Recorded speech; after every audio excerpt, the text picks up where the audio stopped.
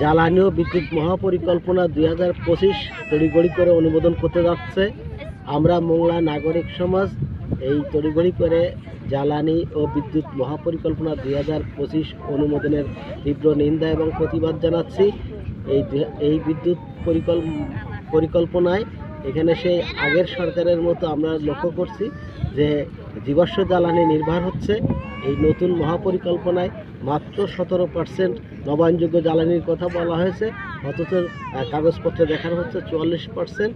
আমরা সেই কারণে এখানে লক্ষ্য করছি যে এই 2025 সালের পরেও এই মহাপরিকল্পনায় যেভাবে বলা হয়েছে তাতে 50% জীবাশ্ম জ্বালানি ব্যবহার করা হবে। কাজেই এই যে অতীতের সরকার যেমন দ্রুত তড়িঘড়ি করে বিদ্যুৎ সরবরাহ করতে যেয়ে অপরিকল্পিত এবং লুটপাট নির্ভর যে বিদ্যুৎ কেন্দ্র তৈরি করেছে বা বিদ্যুৎ সরবরাহ করেছে, একই কায়দায় এখনও সেই স্বৈরাচারী কায়দায়, ফ্যাসিবাদী কায়দায় আমরা লক্ষ্য করছি জ্বালানি ও বিদ্যুৎ মহাপরিকল্পনা বাস্তবায়ন করতে যাচ্ছে।